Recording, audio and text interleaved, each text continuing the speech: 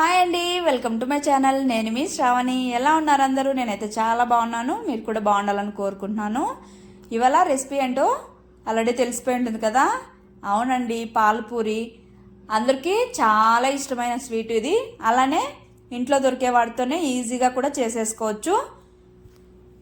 Late చేయకుండా ప్రాసెస్లోకి అయితే వెళ్ళిపోదాం.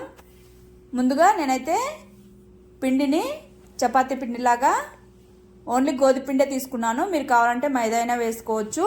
కొద్దిగా సాల్ట్ అలానే గీ వేసుకొని మిక్స్ చేసేసుకొని పక్కన పెట్టేసుకొని చిన్న చిన్న బాల్స్గా డివైడ్ చేసేసుకొని ఇలాగా పూరీలాగా రోల్ చేసేసుకున్నాను. చేసుకున్న తర్వాత మన ఆయిల్లో డీప్ ఫ్రై చేసేసుకోవడమే. ఆల్రెడీ తెలిసిన ప్రాసెస్ అని నేనైతే అది షూట్ చేయలేదండి.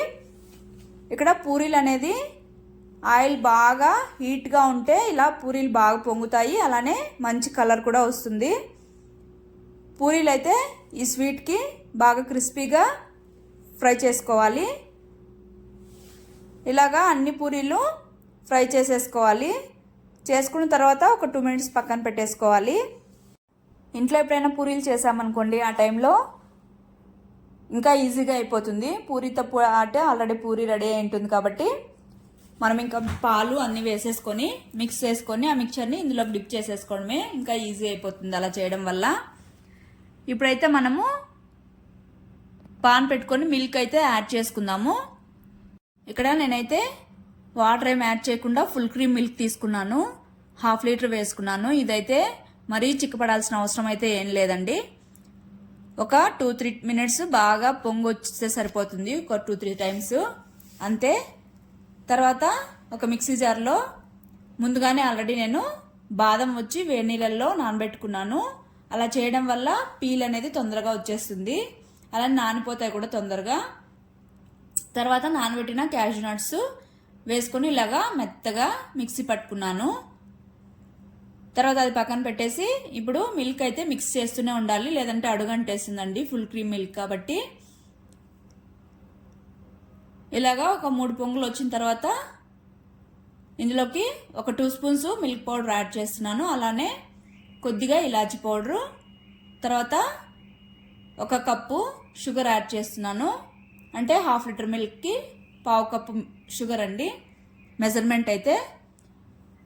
మొత్తం ఇవన్నీ బాగా మిక్స్ అయిపోవాలి. అలానే షుగర్ అనేది మెల్ట్ అయిపోయేంత వరకు ఇలాగా మిక్స్ చేస్తూనే ఉండాలి. తర్వాత మనము మిక్సీ పట్టుకున్నాం కదా, ఈ పేస్ట్ కూడా ఇందులోకి వేసేసుకోవాలి.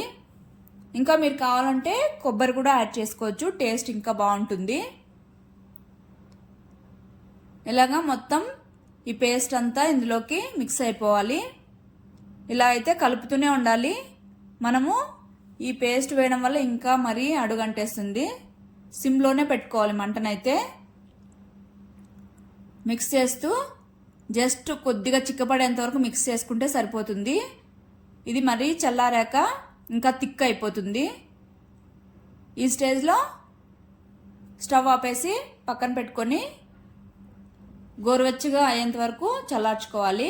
చూడండి, ఇక్కడ కొద్దిగా ఇంకా మరీ థిక్ అయింది కదా.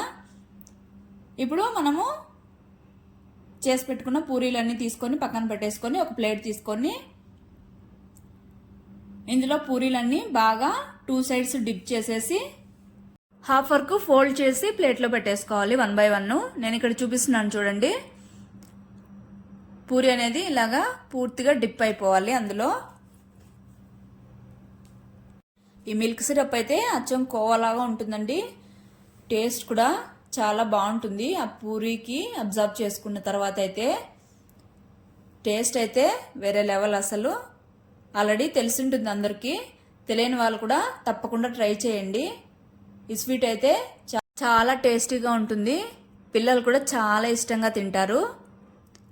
ఇలాగ అన్ని పూరీలు డిప్ చేసేసి పక్కన పెట్టేసుకోవాలి. ఒకవేళ సిరప్ అంతా మిగిలింది అనుకోండి, పైన పూరీల పైన స్ప్రెడ్ చేసేసుకోవడమే. చేసుకున్న తర్వాత నేను జస్ట్ లైట్గా క్యాష్యూ నట్స్ అలానే బాదము స్ప్రింకిల్స్ స్ప్రెడ్ చేశాను. స్ప్రెడ్ చేసేసి ఈ సిరప్ కూడా పైన స్ప్రెడ్ చేసేసాను. అంతే అండి, టేస్టీ పాలపూరి అయితే రెడీ అయిపోయింది.